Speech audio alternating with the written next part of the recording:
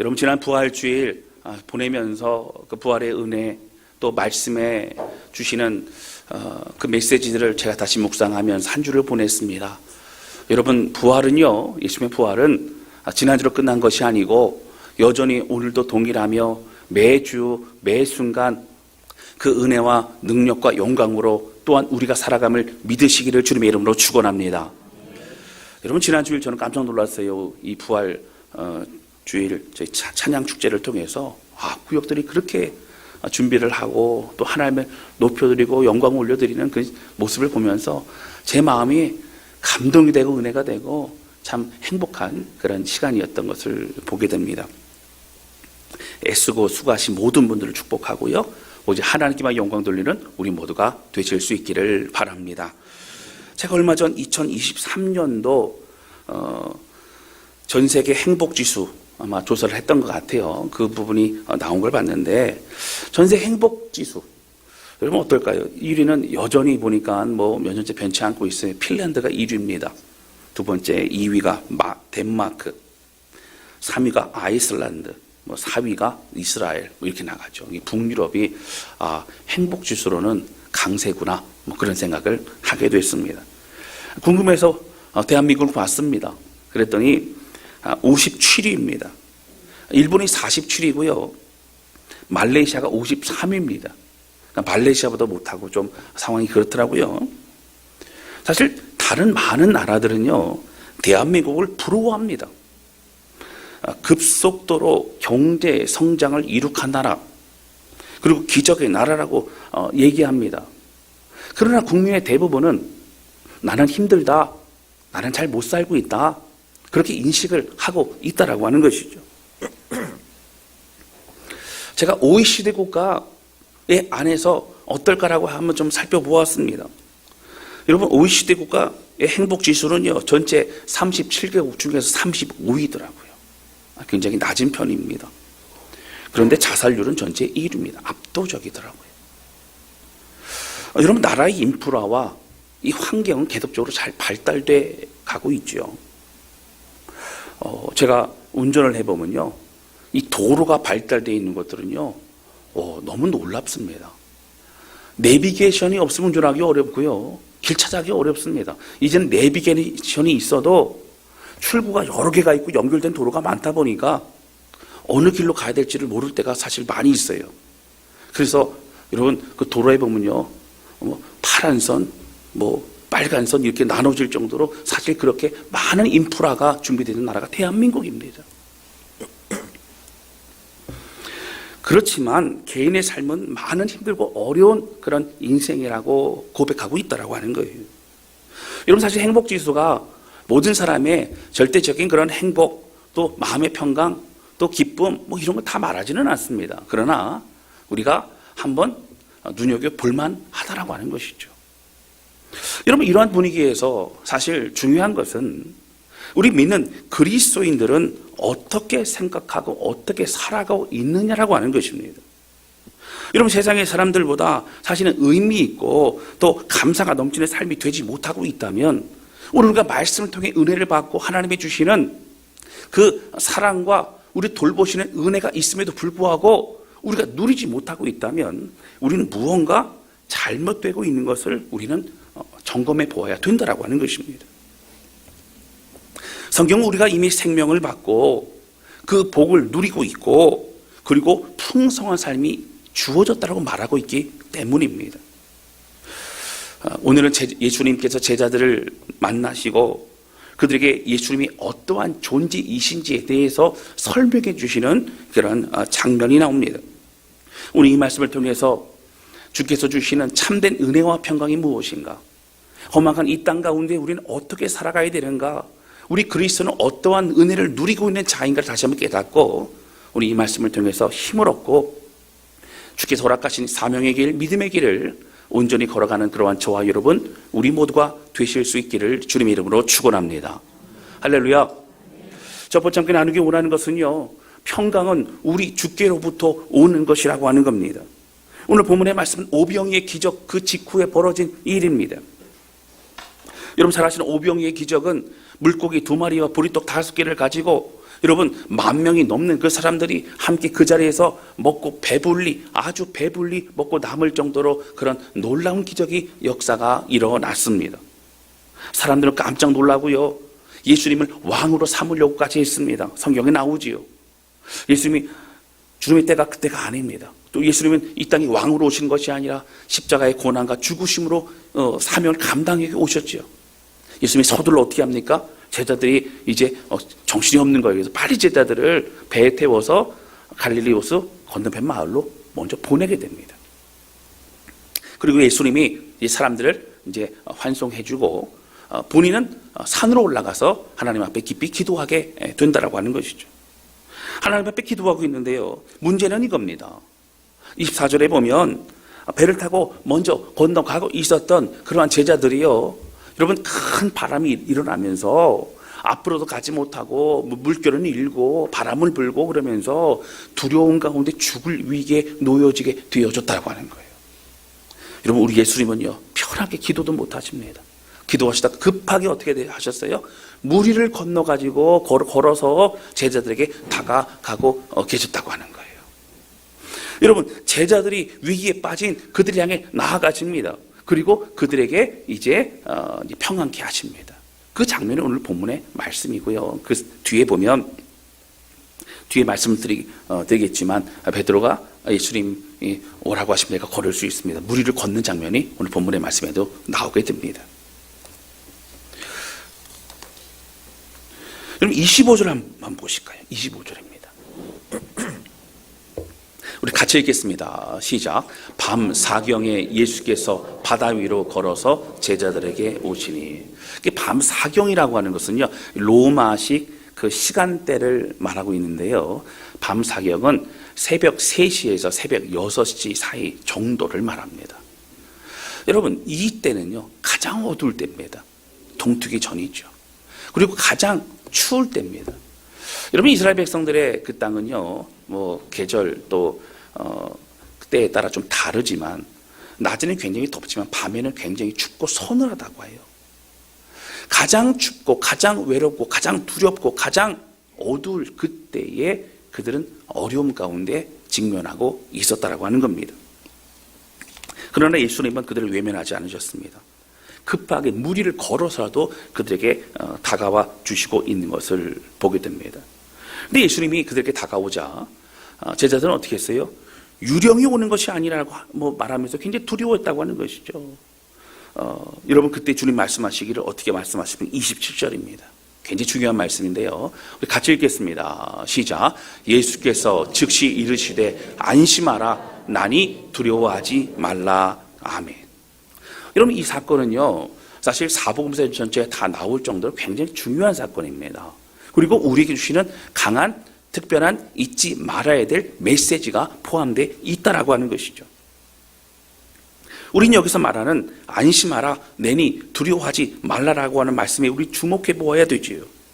일단 예수님은요 풍랑을 통해서 이제 우리가 죽게 되었구나라고 두려워하는 그러한 그 두려움에 또 칠흑 같은 어두움 속에서 어떤 존재가 나타나기 때문에 무서워하는 그 무서움에 대해서 주님 말씀하시죠. 안심하다 하라 나니 두려워하지 말라 말씀하시는 거예요.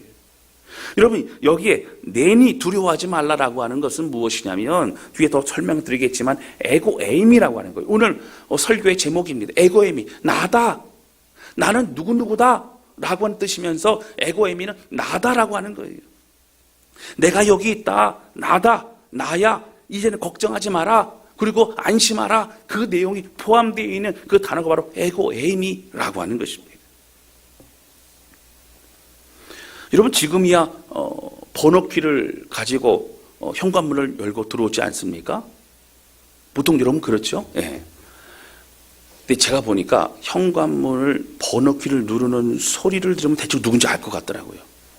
여러분들 안 그러신가요? 예. 빨빨 누르면 자녀들이에요, 자녀들. 느리게 누르면 어른들이에요. 저같이 누르다가 삑삑 소리 나고 그러면 그렇죠? 저 같은 이제 정신없는 사람들입니다. 그렇죠? 예. 자, 근데 여러분 전에는 어땠죠? 열쇠를 가지고 들어오지 않습니까? 근데 집에 오는데 안에 사람인데 보통 열쇠 열고 들어오지 않잖아요. 그렇죠? 보통 뭐 누르고 들어오죠? 초인종 누르고 들어오죠. 초인종 누릅니다. 그럼 안에서 무슨 소리가 들려요? 누구세요? 그럽니다. 그럼 이런 뭐라 그래요? 저는 이 집의 가장인 유현성이라고 합니다. 이런 그렇게 하지 않죠. 뭐라 그래요? 나다. 아빠다. 아니 뭐라 그래요? 여보 나야. 뭐 이렇게 하죠. 그렇죠? 여러분 그렇게 하지 않습니까? 대화를 안 하신다고요? 그냥 들어가신다고요? 예, 알겠습니다. 여러분 사실 굉장히 친근한 표현입니다. 설명하지 않아도 되는 거예요. 나다라고 하는 얘기는 나야 라고 하는 그 존재, 예수님이라고 하는 존재, 어떤 존재, 친근한 존재, 그 한마디만으로도 모든 것이 안정감을 누리고 이제는 됐다, 이제는 어려움이 없다, 이제는 안심해도 된다 라고 하는 모든 것이 다 포함되어 있는 바로 그것이 에고 에임이 나다라고 하는 표현이라고 하는 거예요. 여러분 그리고 이것은 존재를 의미하는, 나타내는 굉장히 중요한 의미로 쓰여집니다. 여러분 구약에서 모세가요, 그렇죠, 처음 하나님으로 부르심을 받을 때 그는 80세에 미디안 광야에서 부르심을 받지 않습니까? 그거 보니까 늘 양들만 하고 있다 보니까 뭐 그런 뭐 말주변도 잃어버리고 사실은 뭐 생각도 여러 가지 뭐 많은 거 생각해 보지 못했던 그런 사람이죠. 근데 그런 그에게 너는 가서 바로 왕을 만나고 그가 대면하여 얘기를 하고 이스라엘 백성들을 애굽 땅에서 끌어내라, 그렇게 말씀하십니다. 여러분 당시에 뭐 바로 왕 정도면요, 뭐 지금의 뭐 미국의 뭐 백악관에 있는 대통령보다 뭐 사실 더 높은, 뭐 그게 만나기 쉽지 않은 뭐 그런 존재입니다. 근데 문제는 모세가 어떤 마음이었냐면, 하나님 그러면 당신들의 조상의 그 신께서 나를 보내서 하나님께서 내가 이렇게 왔다라고 한다면 그 신의 이름이 무엇이라고 물어본다면 내가 무엇이라고 대답해야 됩니까? 라고 그렇게 하나님께 물어봅니다. 그러니까 설명을 해야 된다는 거예요, 하나님에 대해서. 그때 하나님 뭐라고 말씀하시냐면 출애굽기 3장 14절에 보면 바로 이렇게 하나님 설명해 주십니다. 우리 같이 읽겠습니다. 시작. 하나님이 모세에게 이르시되 나는 스스로 있는 자이니라. 또 이르시되 너는 이스라엘 자손에게 이같이 이르기를 스스로 있는 자가 나를 너희에게 보내셨다 하라. 아멘. 여러분 보통은 나는 어떠한 누구다라고 얘기하죠. 여러분 이 형용사 뭐 어떤 사람이라고 하는 것인데 그것이 아니라 나는 누구다라고 하는 얘기, 이것을 뭐라고 표현하는 거죠? 바로 그것이 여호와라는 것입니다. 나는 그냥 고로 존재하는 존재다. 나는 스스로 있는 존재다. 나는 원래부터 있는 존재다. 태초부터 있었고 원래 모든 것의 시작이다. 그렇기 때문에 나는 창조주고 나는 전능자고 나는 지존자고 모든 것의 시작과 끝이다 라고 말씀하시고 있는 것이 바로 이 여호와라는 이름이고, 바로 그것이 신약에 보면 바로 에고 에임이라는 단어로 또 동일하게 쓰고 있다라고 하는 겁니다.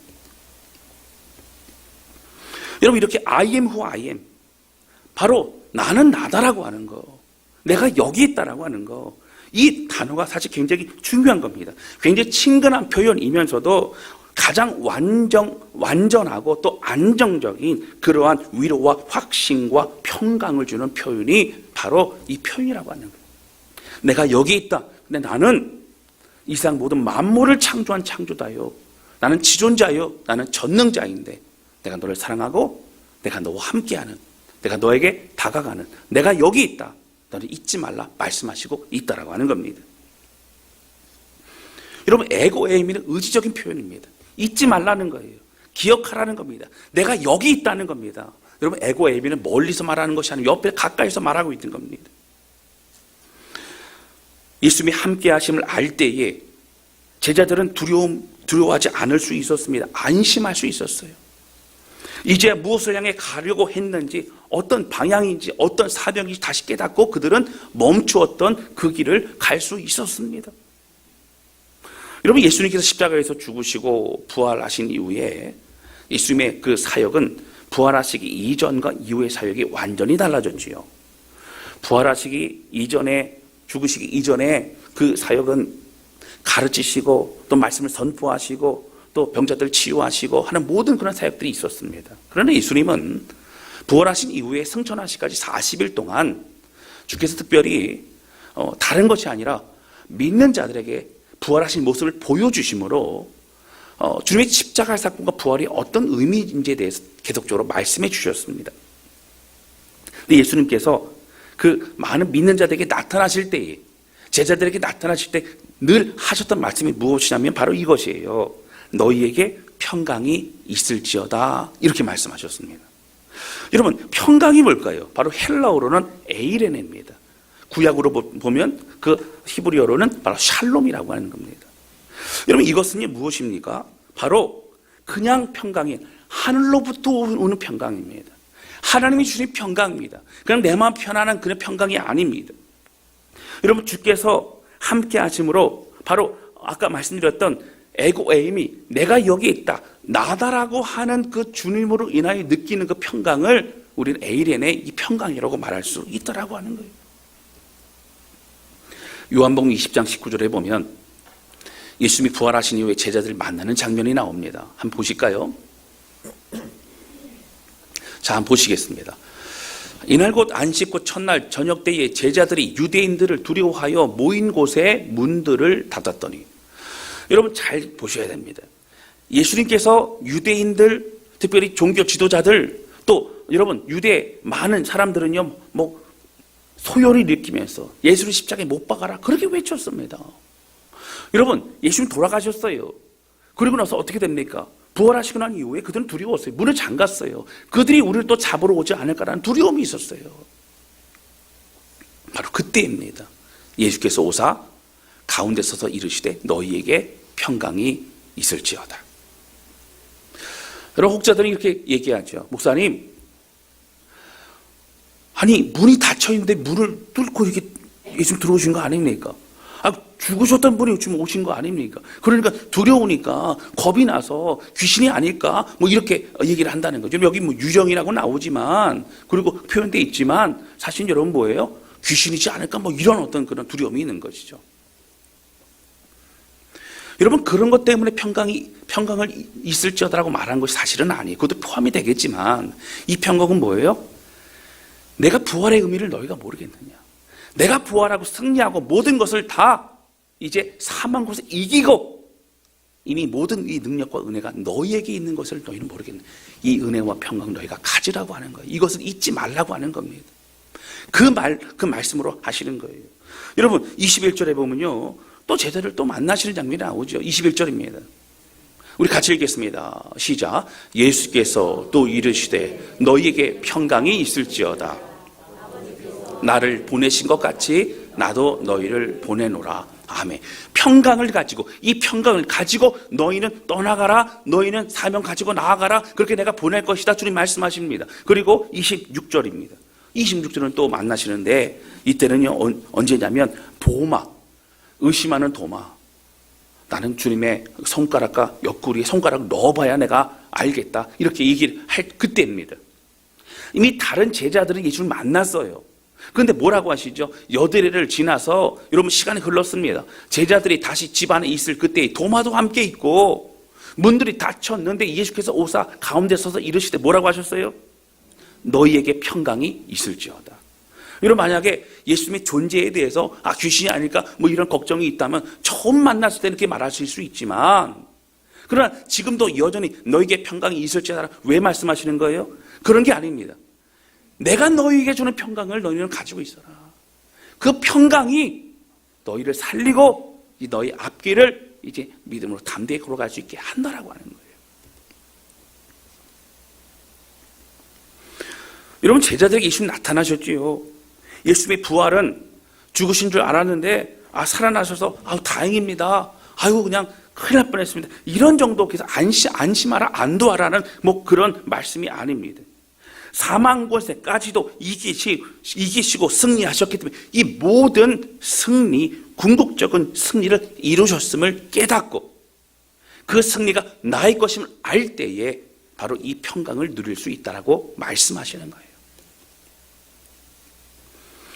그리고 이제 이 부활의 승리와 능력으로 하늘의 평강을 누리며 일어서라고, 두려워하지 말라라고 주님이 말씀하시고 있는 것입니다. 할렐루야.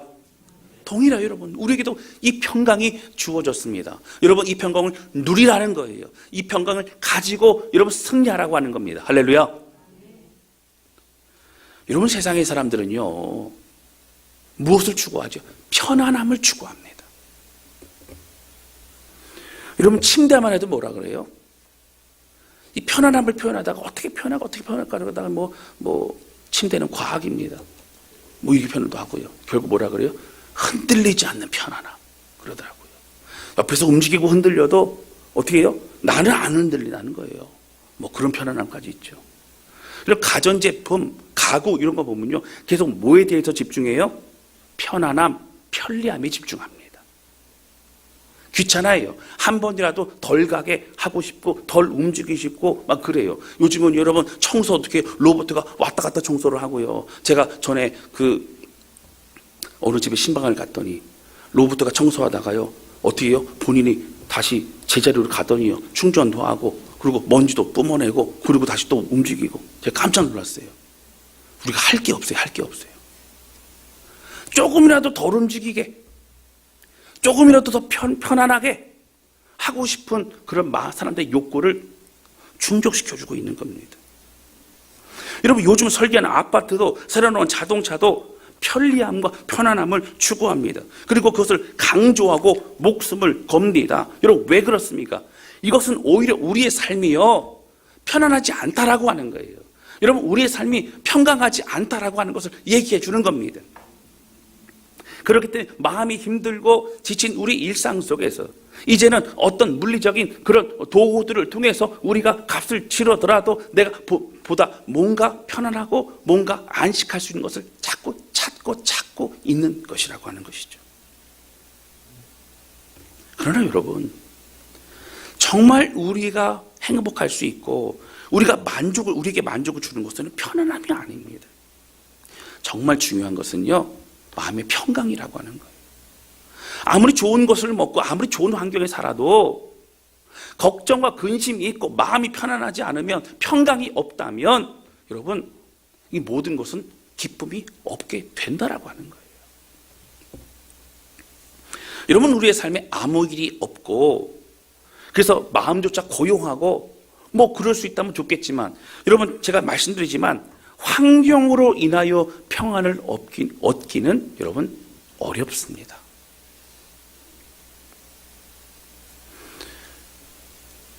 여러분, 고난이라는 것은요, 누구에게나 다 있어요. 경중은 다를 수 있죠. 시기와 때는 다를 수 있습니다. 그러나 늘 우리는요, 이 땅에 어려움 가운데 살아가고 있다라고 하는 거예요. 사랑하는 성도 여러분, 우리 예수님은요, 이 험악한 세상을 살아가는 제자들과 또 믿음의 사람들에게 뭐라고 말씀하시는 거예요? 그들에게 남겨주고 싶은 것, 그들이 꼭 잊지 말아야 될 것, 그들이 믿음 생활을 할 뿐만 아니라 사명길을 걸어갈 때에도 오히려 방해와 또 핍박과 고난 속에서 오히려 이기고 승리할 수 있는 비결이 있다라고 주님 말씀하시는 겁니다. 바로 무엇이죠? 에고에임이, 내가 지금 옆에 있다, 내가 너희와 함께 있다, 너희 마음속에 있다, 내가 너희 인생을 내게 이끌고 간다, 에고에임이 내가 여기 있다, 그리고 너희는 이 평강을 누리고 기뻐하라 말씀하시고 있는 거예요. 할렐루야. 주님으로 인한 놀라운 평안, 하늘로부터 내려오는 그 평안을 말하는 거죠. 여러분, 하늘로부터 내려오는 평화로다. 여러분, 우리는요, 내가 평화를 만들 수 없어, 내가 평안을 만들 수 없어. 하나님이 주실 그 평안만이 진정한 평화임을, 여러분, 평안임을 믿으시기를 주님의 이름으로 축원합니다. 할렐루야. 우리가 잘 알고 있는 사도 바울은요, 그가 그의 모든 인생과 생명을 주의 사명을 위해 드리는 것을 조금도 아까워하지 않았어요. 여러분, 사실 사도 바울이 고백하지요. 내가 다른 사람보다 더 많이 수고하였다. 이 얘기는 자랑하려고 그랬던 거 아니고요. 그럼에도 불구하고 이 모든 것이 사실은 나는 죄인 중에 괴수다. 나는 더 죄인이고 나를 사용하시고 쓰신 하나님이 너무너무 감사하다는 거예요. 그래, 그들 무슨 고백을 합니까? 나의 나 된 것은 하나님의 은혜라고 하는 거예요. 더 많이 수고했는데 감사하다는 거예요. 더 많은 핍박과 고난을 받았는데 여러분, 하나님의 영광이라는 거예요. 왜 그럴까요? 그는 하나님이 주시는 은혜와 평강을 누리고 있는 사람이었기 때문이라고 하는 거예요. 할렐루야.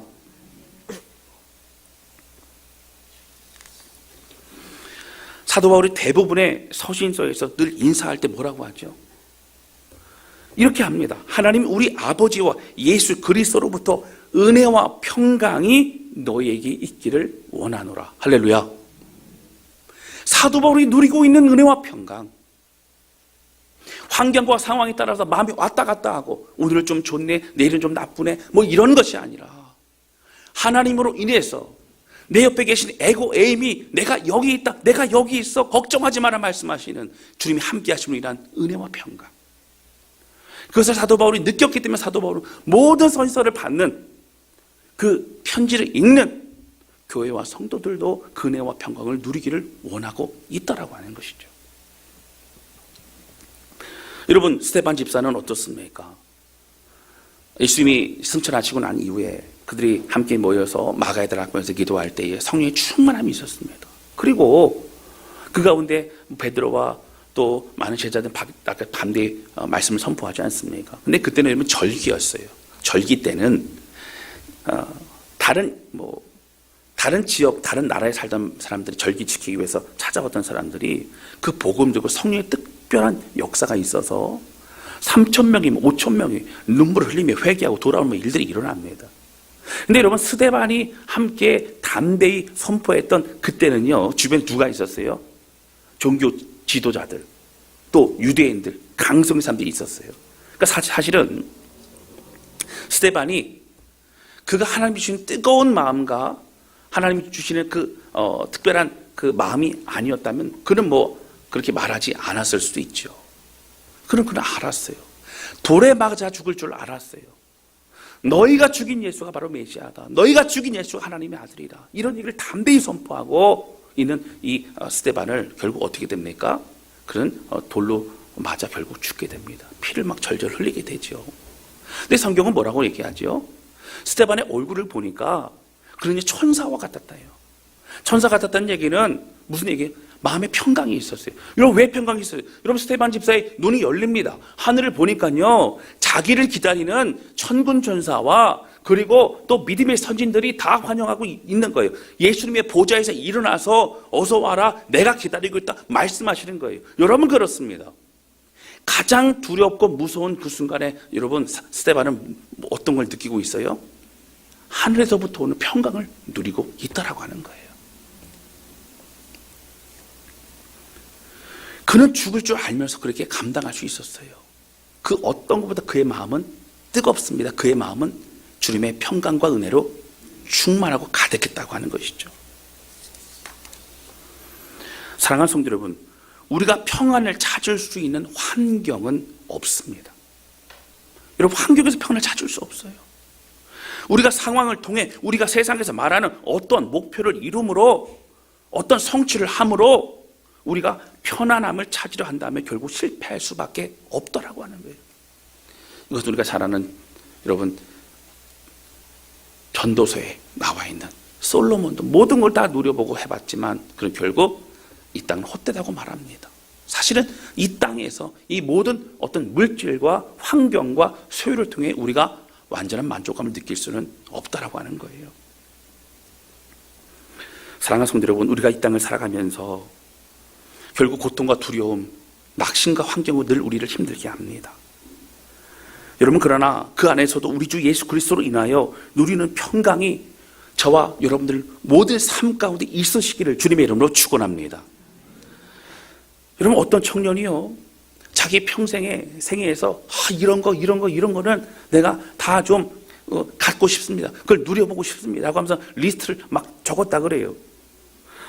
뭐 건강도 있을 것이고 지식, 명예, 뭐 사랑, 권력, 돈, 뭐 이런 것을 그렇게 막 적었다 그러더라고요. 저도 성경 공부를 하면서 거기 이제 질문 가운데 그런 게 있거든요. 뭐 권력, 아니면 힘, 뭐 쾌락, 뭐 물질, 뭐 이런 게 있어요. 그래서 세상에 뭘 추구하느냐, 우리는 뭘 추구하느냐. 그래서 뭐 이렇게 리스트를 한번 적어봤어요. 근데 어떤 집사님이 그러더라고요. 목사님, 저는 하나만 적었어요. 왜요, 집사님? 목사님, 돈이면 다 돼요, 다 돼요. 돈이면요, 권력도, 뭐 쾌락도, 뭐도 다 돼요, 그러더라고요. 그런가요, 집사님? 제가 이제 그랬습니다. 어쨌든 이 청년은 어떻게 해요? 다 이 리스트를 이렇게 적은 거예요. 자, 근데 이 청년이 어떤 현자에게 찾아간 거죠. 그래서 제가 이런 거를 앞으로 좀 이렇게 좀 누리고 했으면 좋겠어요. 제 인생의 목표는 이겁니다. 막 그러면서 그렇게 했던 것 같아요. 근데 그 현자가 이렇게 쭉 보더니 한 가지가 중요하게 빠졌다. 한 가지가 너무 중요하게 빠졌다는 거예요. 그래서 그게 무엇입니까? 그랬더니 뭐라고 했냐면 바로 마음의 평화가 빠졌다고 하는 거예요. 마음의 평화. 이 사람이 어떻게 합니까? 그 얘기를 듣고 충격을 받아가지고 그때부터 연구하고 묵상하고 뭐 이렇게 하게 됩니다. 그리고 그가 책을 펴낸 것이 책의 제목이 마음의 평화라고 하는 책을 펴내게 되고 그 책은 여러분 수백만 권이 팔리게 되는 그런 베스트셀러가 되죠. 바로 그 사람이 조슈아 리브먼이라는 그런 사람, 유명한 사람이죠. 여러분, 뭐 이 사람도 믿는 사람이긴 했지만 어쨌든 정말 중요한 게 뭐예요? 마음의 평강, 은혜, 기쁨이 없다면 우리는 그 어떤 것이 주어져도 우리는 행복하다고, 우리는 감사하다고 표현하기가 어렵다라고 하는 거예요. 주기철 목사님을 비롯한 당시 일제시대 때 많은 믿음의 사람들, 그 안희숙 사모님 얘기도 제가 이렇게 봤는데요. 참 대단하시더라고요. 고문을 그렇게 당하시고, 참 고문 당하시고 감옥에 있을 때 주기철 목사님을 감옥에서 만나시고 그러셨더라고요. 근데 이 고문하는 사람이요, 얼마나 잔인하게 고문을 했겠어요. 불에 달근 인도로 막 지질 뿐만 아니라 전기 고문도 하고 손톱도 뽑고 막 정말 잠도 안 재고 정말 그런 시간을 보내게 했습니다.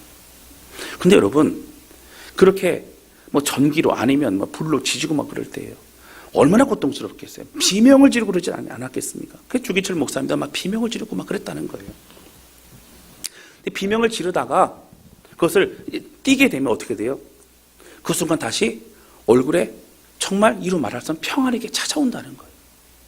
그러니까 그 고문하는 사람이 희한한 거예요. 다른 사람들은 그 고문이 끝나고 나면 얼굴에 악이 가득하고 분노가 가득하고 뭐 죽일 듯이 그러고 뭐 욕을 하고 막 그렇게 발악을 하는데, 아니 왜 믿는 사람들, 주기철 목사님 쪽에서 비롯해서 믿는 사람들은 어떻게 그럴 수 있을까? 여러분, 고문할 때는 어쩔 수 없어요. 소리를 지르게 되죠. 여러분, 저는 뭐 엄살이 없다고 생각하는데 저희 아내는 엄살이 많다고 얘기를 하더라고요, 저한테. 저는 받아들이지는 않지만 어쨌든 그렇습니다. 그럼 저도 아마 지지면요 난리가 날 거예요. 와, 그럴 거예요. 근데 여러분, 왜 주기철 목사님이 그걸 띄자마자 마음의 평강이 찾아왔을까요? 그의 마음속에 있는 평강은 그 누구도 빼앗을 수 없기 때문이라고 하는 거예요. 할렐루야. 여러분, 우리는 무엇을 가지고 살아갑니까? 무엇이 우리에게 힘입니까? 무엇이 우리에게 행복입니까? 무엇이 우리를 두렵지 않게 하고 있느냐고 하는 거예요. 사랑하는 성도들, 풍랑 속에서 두려워한 제자들에게, 그리고 문을 걸어 잠그고 무서워 숨었던 제자들에게 내니 두려워하지 말라, 평강을 너희에게 주노라.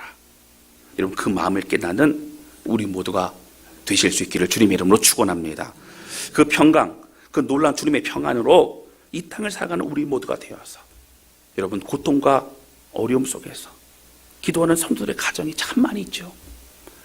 제가 그들의 환경의 문제를 해결해 줄 수 없지만 한 가지는 기도하고 또 한 가지 함께 나누고 선포하는 건 무엇이냐면, 적어도 환경은 기도하고 하나님의 때에 하나님의 방법으로 이루어질 것이지만 또 이 모든 과정 가운데 하나님의 은혜로 평강을 누리는 삶은 여러분, 제가 격려와 함께 마음을 나눌 수 있다라고 하는 거예요. 여러분, 그렇습니다. 하나님의 은혜와 사랑은 바로 우리 옆에 있어요. 에고 에임이 그 주님을 잊지 않는 저와 여러분 되시기를 주님의 이름으로 축원합니다. 막막하고 힘든 시간을 보내고 있는 성도들, 자녀들을 바라보며 안타까워하는 부모의 심정, 여러 질병과 어려움의 상황을 보며 우리가 할 수 있는 것이 없다고 생각하여 애통하고 비통한 마음을 가지고 있는 사람들도 참 많이 있죠. 목회자인 저도 성도들의 이러한 기도 제목과 눈물을 볼 때마다 참 마음이 썩어가는 것 같아요. 너무 애통하고 너무 마음이 어렵습니다. 그러나 여러분, 우리가 두려워하고 무서워하고 낙심하고 주저앉아 있는 것을 하나님은 원하지 않으신다는 거예요. 내가 옆에 있는데 왜 낙심하느냐? 여러분, 에고에임이 이 말씀을 기억하시기를 주님의 이름으로 축원합니다. 예수라는 이름으로 이 땅에 오신 주님, 임마누엘이라고 이 땅에 오신 주님, 주님 말씀하신 마지막 명령 뭐라 그러시죠? 내가 세상 끝날까지 항상 너희와 함께 있을 것이다. 에고에이미, 주님이 떠나지 않으세요. 우리와 함께 계세요. 할렐루야. 하늘과 땅의 모든 권세를 주님이 갖고 계시고 그 주님께서 우리와 함께 계심을 믿으시기를 주님의 이름으로 축원합니다. 그 어떠한 상황에서도 마음을 잃어버리지 않는 은혜와 평강을 누리는 우리 모두가 되시기를 주님의 이름으로 축원합니다. 한 가지만 더 말씀드리고 마칩니다. 두 번째 함께 나누기 원하는 것은요, 주님을 보고 걷는 발걸음이 믿음의 길이라고 하는 거예요. 오늘 본문의 말씀에 보면 베드로가 이런 무리를 걷지 않습니까? 사실은 이 내용을 보면 사람들은 와, 베드로 대단하다, 무리를 걸었다, 이거에 집중을 많이 하죠. 그럼 여러분 말씀을 차근차근 집에서 묵상해 보시면 베드로는 무리를 걷는 것도 중요하지만 사실은 베드로는 누굴 향해 갔어요? 예수님을 향해 갔어요. 예수님을 향해 갔고 예수님을 만나고 예수님과 가까이 그를 찾아갔던 것입니다. 그런데 문제는 뭐예요? 큰 바람이 여전히 불고 있었어요.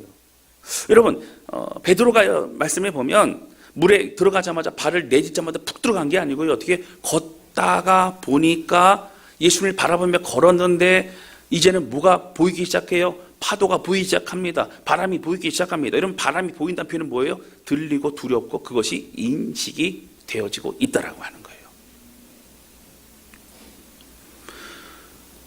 여러분, 그곳을 걸을 때의 상황과 물에 빠졌을 때의 상황은 동일합니다. 바람이 더 불지 않았어요. 파도가 더 일지 않았어요. 그러나 뭐가 달라졌어요?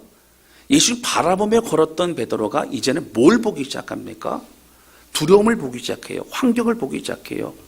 그리고 현실을 보기 시작해요. 여러분, 현실을 보되 그 현실 앞에 누가 기다리고 계심을 우리가 봐야 돼요. 예수님이 기다리고 계심을 봐야 돼요. 할렐루야. 걸을 때와 빠졌을 때 차이를 우리는 명확히 알아야 된다고 하는 겁니다. 여러분, 그렇습니다. 우리의 시각이 우리 예수님, 우리 하나님을 향해 있지 않다면 우리는 주님께로 갈 수 없다라고 하는 거예요. 우리는 계속해서 환경과 여러 상황, 안 좋은 생각과 부정적인 그런 마음을 가지고 낙심하고 좌절할 때가 많습니다. 그러다 보면 원망하게 됩니다. 그러다 보면 힘들어집니다. 근데 여러분, 저는 우리가 상황을 어떻게 할 수 없을지 몰라요. 이 상황은요, 여러분, 우리가 보고 올 수 있어요. 하나님의 때와 하나님의 방법이 있어야 되며 또 우리 뜻대로 응답이 되지 않을 수 있어요. 그러나 모든 응답은 하나님의 주권 가운데 있고 하나님의 선하심을 우리는 지금은 모르지만 나중에 명백하게 알게 될 줄로 믿습니다. 근데 여러분, 우리는 지금 최선을 다할 따름이에요. 우리는 최선을 다해 기도하고 최선을 다해 치료를 받으며 우리는 최선을 다해 자녀들을 돌보고 최선을 다해 다른 믿지 않는 가족들을 위해서 애쓰고 수고하는 것이 우리의 역할입니다. 그런데 여러분, 이 과정에서 어려움이 느껴질 때, 이 과정에서 힘들고 막막할 때에 우리는 어떻게 해요? 우리의 마음이 낙심이 되고 마음을 빼앗겨 버려서는 안 된다고 하는 것이죠. 사랑하는 성도 여러분, 다시 주님을 바라보는 저와 여러분 되시기를 주님의 이름으로 축원합니다. 그리고 거친 파도와 바람 소리를 보지 말고 우리 주님이 오라고 하시는 그 말씀 기억하며 우리 주님께로 담대히 나아가는 저와 여러분 우리 모두가 되시기를 주님의 이름으로 축원합니다. 그 주님 에고에이미의 주님으로 통하여 오늘 평강의 은혜를 누리면서 기뻐하며 우리에게 주어진 사명과 믿음의 길을 담대히 걸어가는 저와 여러분 우리 모두가 되실 수 있기를 주님의 이름으로 축복합니다. 이 시간 말씀 몇 구절을요 좀 같이 좀 선포해서 읽고 그리고 함께 좀 찬양 부르고 기도했으면 좋겠습니다. 마태복음 11장 28절이에요. 말씀 끝날 때 아멘으로 그렇게 고백하시는 겁니다. 같이 읽겠습니다. 시작. 수고하고 무거운 짐진 자들아 다 내게로 오라. 내가 너희를 쉬게 하리라. 아멘. 민수기 6장 26절입니다. 같이 읽겠습니다. 시작. 여호와는 그 얼굴을 내게로 향하여 드사 평강 주시기를 원하노라 할지니라 하라. 아멘. 시편 29편 11절 말씀입니다. 같이 읽겠습니다. 시작.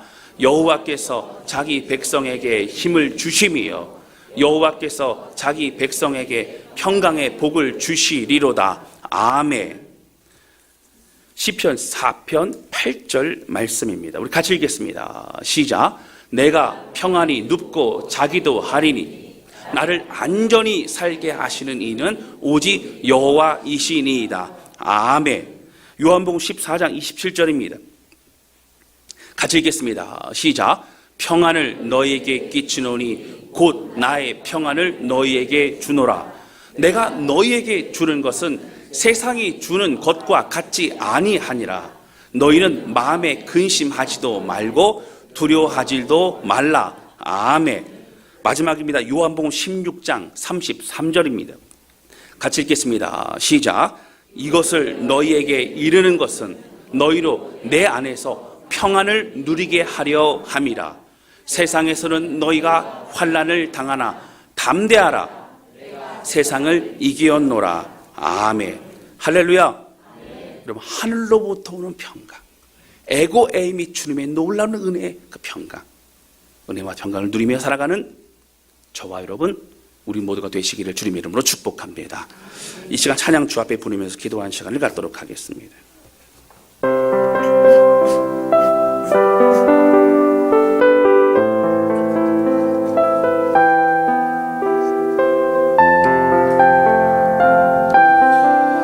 여러분, 이 찬양 새로운 찬양이죠. 제가 어제 연습을 많이 했는데 쉽지는 않더라고요. 한번 여러분 가사를 기억하시면서, 이 손경민이라고 하는 목사님은 요즘 참 주옥 같은 그런 찬양들을 많이 성도들에게, 많은 그리스도인들에게 그렇게 영향 끼치고 있어요. 뭐 충만이라는 찬양, 뭐 이런 찬양들이 다 이분이 지은 찬양이죠.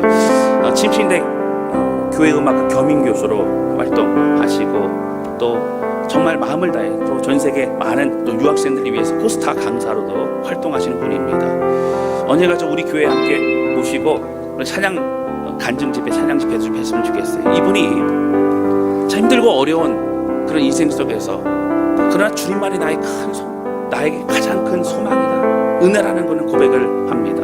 그리고 이분이 고백하기를 가장 좋아하는 말씀은 욥기서 말씀이래요. 나를 단련하신 이후에는 내가 정금같이 나오리라. 이 말씀을 가지고 늘 하나님 앞에 몸부림치는 그런 고백을 하시는 귀한 분입니다. 여러분, 이 찬양 고백하면서, 하나님, 내가 주를 섬기는 것, 내 주인 삼아 살아가는 것, 나는 후회하지 않습니다. 모든 것이 주님의 은혜입니다. 고백하는 이 찬양 함께 부르면서 함께 기도하는 시간을 갖도록 하겠습니다.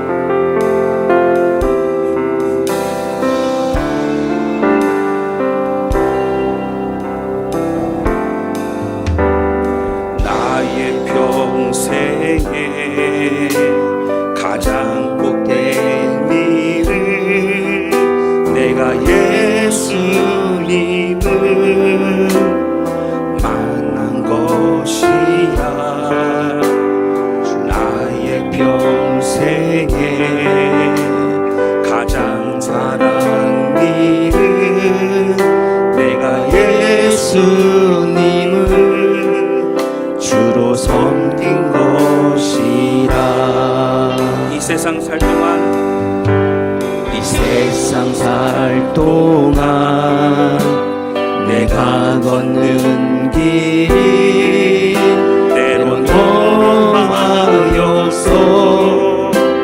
넘어질 때도 주의 강한 소리 나를 붙드시니 나는 예수님만 주로 섬기며 살리. 나는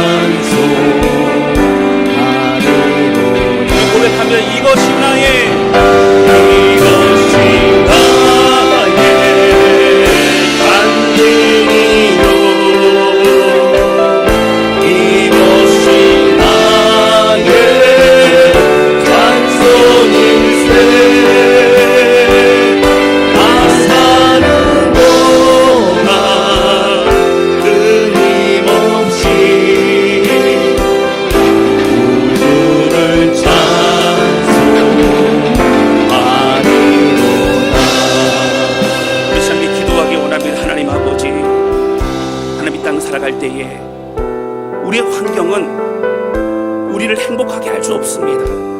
진정한 행복, 진정한 감사, 이 모든 것은 하늘로부터 오는 은혜와 평강인 줄로 믿습니다. 하나님, 에일의 그 평강, 에고엠이 내가 너와 함께 있지 않느냐, 내가 여기 있다 말씀하시는 그 주님의 음성을 들으며 그 하늘로부터 오는 평강과 은혜를 누리며 살아가는 우리가 되게 도와주셔서 하나님, 마음 빼앗기지 아니하고 낙심하지 아니하며 우리 주님과 믿음의 일을 걸어가되 최선을 다하고 또 주님이 이루실 일을 기대하는 하나님의 백성 되기 원합니다. 우리 사명의 길, 믿음의 길, 하나님 끝까지 믿음의 일을 주의 길을 걸어가길 원하오니 붙잡아 주시옵소서. 간절한 마음으로 거듭하며 기도하기 원하면 같이 기도하시겠습니다. 오 하나님 아버지, 우리가 간절히 기도합니다.